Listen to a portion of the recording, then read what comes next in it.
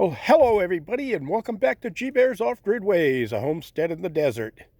And as promised, I forgot who I promised it to, but I'm on the roof. I think it was Demison. And anyway, this is how I tied the roof in.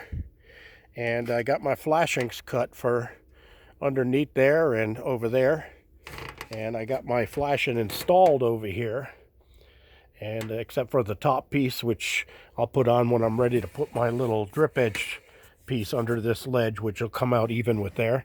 And then the angle metal for the roof edging will go over the top of that and over the paper. And then of course the 80-pound composition roll will go over everything. Now that section over there is done with Tropicool sealant. So that hasn't leaked yet, but I'm going to overlay it so it all looks the same. And the reason I'm using 80-pound roll paper is because there's not much slope here. If I use shingles, water's going to sit right at the seams because I can't roll down fast enough. So I'm going to use 80-pound roll paper here instead. And I've already put my pieces up there that are tucked under the top row. And that's so that I have a smooth transition. And then when I get the roll paper, of course, the last piece I put on will go over the top of that and under the top row of shingles from the original cabin. And of course, I got my roof jack installed there just in case.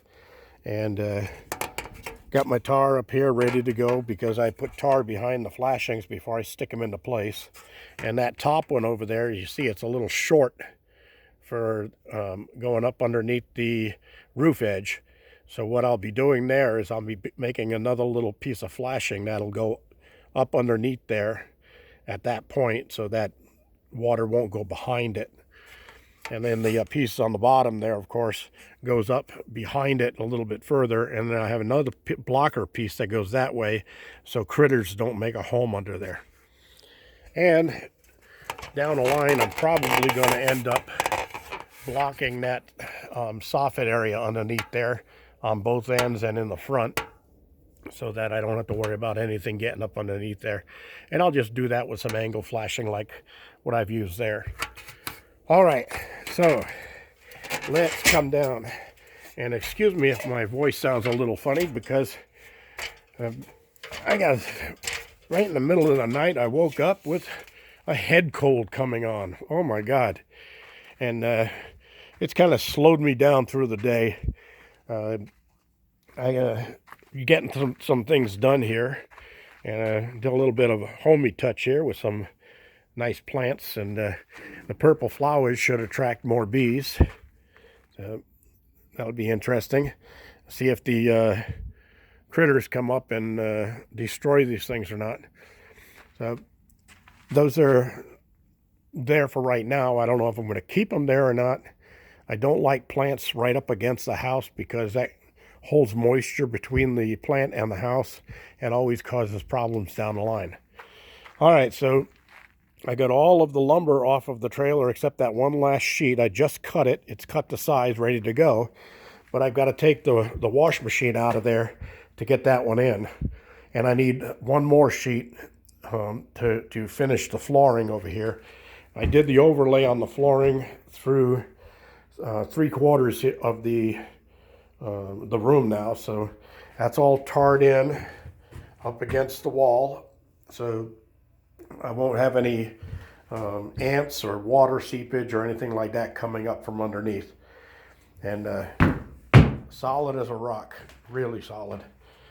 So I got all my holes drilled for the wiring, and I've got 14.2 here, but I decided I'm just going to bite the bullet and buy a roll of 12.2 and do all of the electrical outlets in 12 because that's what I did in the rest of the cabin. So I just want to keep it uniform, and I know it's only going to be a 15 amp breaker out here, but down the line somebody might plug a 20 amp item into that and cause a problem. So I may as well just do it right the first time, right? So I got all my holes drilled. I got my outdoor electrical box installed right there, back to back. So I'm ready to pull wire, but I didn't want to pull that other wire and have a problem with that. So as you can see, the shelf is gone from under the window over there, and I moved the refrigerator over a little bit. And I've got my ceiling joists all in place, all except for the soffit that's going to go here. I need another piece of 2x2 that'll go underneath that 2x4 over to the corner and over to this unit. And then when I come up with the ceiling to this point, it'll go smooth all the way across and finish off at that point. All right, so I'm going to have a little soffit above the washer dryer here, so I can put some wiring and stuff like that through there. And I still got to get my my drain line for my washer, because I don't want to leave a barrel inside of here down the line. I'm going to have a cabinet here with a top on it for folding clothes and things like that. And I'm going to just pipe this stuff outdoors. So I've still got to put my plumbing here. And I was starting to think that, well, I was just going to bring this wall out 3/4 of an inch, but I might have to bring it out a 2x3 this way to give me that 2.5 inches I need to get some plumbing pipes inside of the walls and get them hidden. But this will all be enclosed as a little closet anyway. So when you come in the door, you'll see a set of sliding doors here instead of the washer and the plumbing and the cabinets and that stuff. They'll all be inside of a little closet type area. So, boy, am I feeling terrible. Made myself a big pot of chicken noodle soup, so that's what I'm going to have for dinner tonight, and I'm probably going to eat half the pot. And for the nighttime, I've got some Alka-Seltzer Plus cold medicine, so I'll take that so that I'm not up all night long get some real sleep. I need to get to sleep so I can do all this work. So anyway, I'm going to start closing up everything here, and got a nice moonrise over there. It's not full yet, about 3/4, but it's heading that way, so pretty soon we'll have a full moon out here.